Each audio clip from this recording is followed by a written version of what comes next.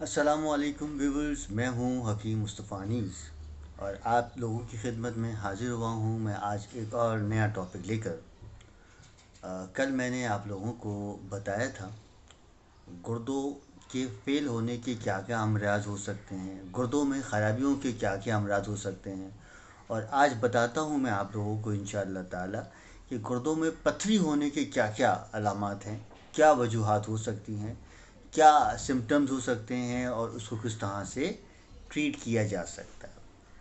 السلام علیکم، میں ہوں حکیم مصطفانیز اور میرا clinic society office block 2 PCHS day and model school پہاڑی والا ہے، رانیز بیوٹی پارلر کے ساتھ ہے۔ میں اپنے کلینک میں گزشتہ 13 سال سے پریکٹس کر رہا ہوں۔ ہمارا طریقہ علاج جو ہے وہ نفس بادی کے اعتبار سے ہے، نفس شناسی کے اعتبار سے ہے، اور جڑ ہربس کے اعتبار سے ہے، جڑی بوٹیوں کے اعتبار سے ہے، جس کا اللہ کے حکم سے کسی بھی اعتبار سے کوئی نقصان یا کوئی سائیڈ افیکٹ نہیں ہوتا۔ چونکہ یہ علاج تھوڑا سا مائلڈ ہے تو الحمدللہ اس کے اندر سلولی گریجولی اور پرمننٹلی طور پر ثم الحمدللہ اللہ کے حکم سے ہر مسئلہ حل ہو سکتا ہے۔ تو آپ لوگ مجھ سے کسی بھی مرضی صورت پر رابطہ کر سکتے ہیں۔ تو اب آ جاتے ہیں اپنے ٹاپک کے اوپر۔ دیکھیے، زمانہ بدل رہا ہے اور زمانے کے بدلنے کے ساتھ ساتھ جو امراض ہیں، پرابلمز ہیں، اس میں بھی چینجز آ رہے ہیں۔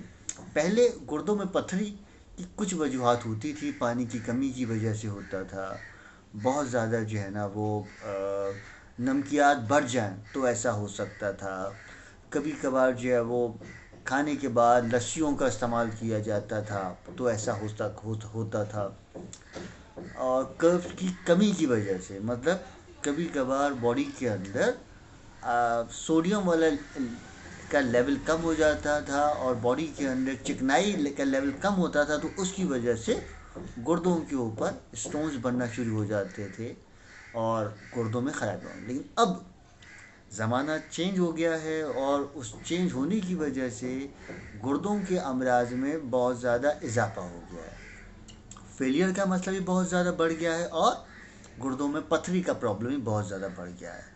اب دیکھیں جی، پتھری 3 قسم کی ہے۔ ایک پتھری وہ ہے جس کو غدود کہا جا سکتا ہے، جس کو پانی کی تھیلیاں کہا جا سکتا ہے۔ دوسرا پتھری وہ ہے جس کو سٹونز کہا جا سکتا ہے، اور تیسری پتھری وہ ہے جو کیلشیم کے سٹون بن رہے ہیں۔ ایسا کبھی ہوتا نہیں تھا، لیکن اب ہمارے ساتھ ایسا ہو رہا ہے کہ کیلشیم جب باڈی میں بڑھ جاتا ہے تو بھی اس کے کیلشیم سٹونز بن جاتے ہیں ہماری گردوں کے اندر۔ اور یورک ایسڈ ایک ایسا موذی مسئلہ ہے جس کی وجہ سے اس کا امپیکٹ جو ہے وہ ہماری موجود زندگی کے اوپر بہت زیادہ پڑ رہا ہے۔ ہمارا لائف اسٹائل چینج ہو گیا ہے، ہر بندے کو کھانے کے ساتھ پروٹین چاہیے، گوشت چاہیے۔ یہ گوشت کا زیادہ استعمال بھی اس کی وجہ ہے۔ جنک فوڈ کا استعمال بہت زیادہ ہو گیا ہے، جس میں آلو کے چپس ہیں، بہت زیادہ کھائے جاتے ہیں، اس میں بہت زیادہ آئل کا استعمال کیا جا رہا ہے۔ برگرز میں بہت زیادہ مایونیز کا استعمال کیا جا رہا ہے، اس میں پروسیس قسم کی جو ہے وہ چیزیں ڈالی جا رہی ہیں جس کے اندر بہت زیادہ فیٹس ہیں، اس کی وجہ سے بھی ایسا ہو رہا ہے۔ بہت زیادہ میٹھے کا استعمال بھی اس کی وجہ ہے، کیونکہ ہمارے ہاں کیکس کا استعمال، شیکس کا استعمال، ہمارے ہاں مٹھائیوں کا استعمال، وہ مٹھائیاں بھی وہ جس میں بھر بھر کے جو ہے نا وہ تیلوں کا استعمال کیا جا رہا ہے، کیونکہ ہم جو ہے وہ اب نیچرل چیزوں سے ہٹ گئے ہیں، آرٹیفیشل چیزوں کے اوپر آ گئے ہیں۔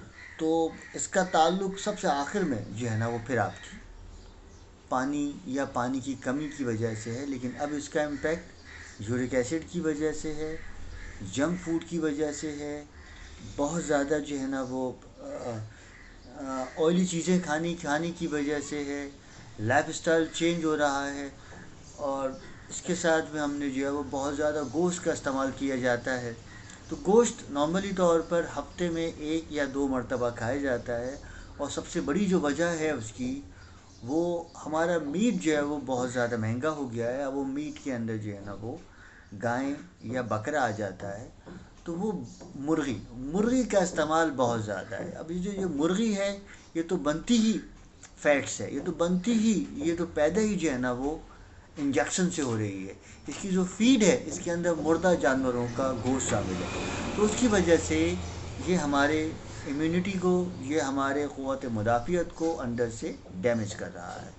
शुरू में जब ये पथरी का प्रॉब्लम होता है तो उसमें शदीद किस्म का पेन होना शुरू हो जाता है, पेशाब में कभी कभार जलन होना शुरू हो जाता है, पेशाब में रुकावट होना शुरू हो जाता है, और कभी कभार उसकी वजह से बुखार हो जाता है, चक्कर आ जाते हैं, सांस फूलना शुरू हो जाता है, और गुर्दे के पीछे, पेट के पीछे जो हिस्सा है वहाँ पर अजीब किस्म का हर वक्त बेचैनी रहना शुरू हो जाती है, चलने धमक से भी वहाँ दर्द होना शुरू हो जाता है। तो शुरू में ये गुर्दों में ब्लॉकेज पैदा करता है, फिर आहिस्ता आहिस्ता सिस्ट बनते हैं, और फिर सिस्ट जो है वो रसौली में तब्दील हो जाते हैं। तो इसकी इंडिकेशन जो है ना, सबसे पहले तो ज़रूरी है कि आपका मसला किस जगह के ऊपर है, फिर उस तरीके से उसका ट्रीट किया जाएगा। अगर ये दर्द सिर्फ खाने पीने के बाद हो रहा है, इसका मतलब ये है कि वो अभी कुछ गुदूद बने हैं, और अगर ये दर्द पानी पीने के बाद या कुछ देर वॉक करने के बाद होता है, इसका मतलब ये है कि ये पथरी का दर्द है। दूसरी दो अलामत ये हैं कि अगर पेशाब रुक के आ रहा है, इसका मतलब ये है कि कहीं ना कोई ख़राबी शुरू हो रही है, और अगर पेशाब में बर्निंग भी शुरू हो गई, जलन भी, तकलीफ शुरू हो गई है, या खून भी आ रहा है, इसका मतलब ये है कहीं ना कहीं पर कोई स्टोन या कोई फाइब्रॉइड बनना शुरू हो गया है। तो इसके लिए तो आपको किसी न किसी मुआलजे ज़रूरत पड़ेगी ताकि इसकी तशख़ीस की जाए। तो हमने आपको शुरू में बताया है कि हमारा काम नब्ज़शनासी के एतबार से है, तो कोई मर्ज़ के साथ रब्ता कर सकते हैं। तो जो लोग भी गुर्दों की पथरी में या गदूद में या कैल्शियम स्टोन में मुब्तला हो गए हैं, तो फ़िलहाल सबसे पहले तो जंक फूड का इस्तेमाल बंद करते हैं, दूसरा मुर्गी का इस्तेमाल बंद कर दिया जाए, तीसरा बहुत ज़्यादा मीट का इस्तेमाल बंद कर दिया जाए। ऐसे मीठे ना खाएं जिसमें बहुत ज़्यादा ऑयल है, जैसे आपका बहुत ज़्यादा जो है वो चॉकलेट्स का इस्तेमाल है, टॉफ़ियों का इस्तेमाल है, बहुत ज़्यादा मिठाइयों का इस्तेमाल है, बहुत ज़्यादा केक का इस्तेमाल है। तो इन चीज़ों से अवॉइड करें। जो हल्की चीज़ें जैसे गुड़ है, शहद है, मिश्री है, किसी भी एतबार से हलवा है, ये खाएं तो वो आपको बड़ा फ़ायदा पहुंचाएगा। सब्जियों और दालों का इस्तेमाल जितना हो सके बढ़ाएं, जितना हो सके अपने खाने के अंदर अपनी पीने के अंदर नींबू और काला नमक का इस्तेमाल बढ़ा दें। जो भी शेक पिएं कोई से पानी में पिएं, दूध में ना पिएं। और जिन लोगों को भी अल्लाह ना करे ये स्टोन्स हो रहे हैं, तो वो उनका साइज़ जो है ना वो डिपेंड करता है कि जितना छोटा साइज़ होगा अल्लाह के हुक्म से उतना जल्दी ये मसला हल हो जाएगा, जितना बड़ा साइज़ होगा उतना ही जो है वो टिपिकल वाला एलिमेंट इसमें होगा। तो इसके लिए एक जड़ी बूटी है जिसका नाम है कुश्ते सदफ खयार, दूसरा एक जड़ी बूटी है उसका नाम है संगे जराहत, तीसरा मुलेठी, और चौथा आम्बहल। इन 4 चीज़ों को ग्राइंड कर लें। ग्राइंड करने के बाद हम वज़न लेकर दिन में 1 मरतबा ½ टीस्पून लें, सुम्मा इंशाअल्लाह ताला इससे बहुत फ़ायदा होगा। और अगर मसला हल नहीं हो रहा है, इसका मतलब ये है कि फिर ये आपका मसला मर्ज़ की सूरत तक इख्तियार कर गया है। तो अगर मर्ज़ हो गया है तो फिर तो आपको इसका इलाज ही करना पड़ेगा। उम्मीद है ये इलाज, रेमेडी, इन्फॉर्मेशन आपको पसंद आई होगी। अब मैं लेता हूँ आपसे इजाज़त। मिलते हैं नेक्स्ट प्रोग्राम में किसी ऐसे टॉपिक के साथ।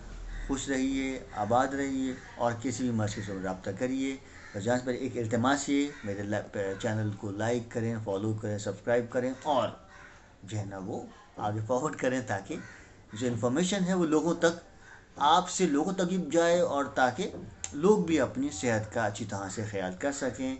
चलो खुश रहें, आबाद रहें, अल्लाह हाफ़िज़।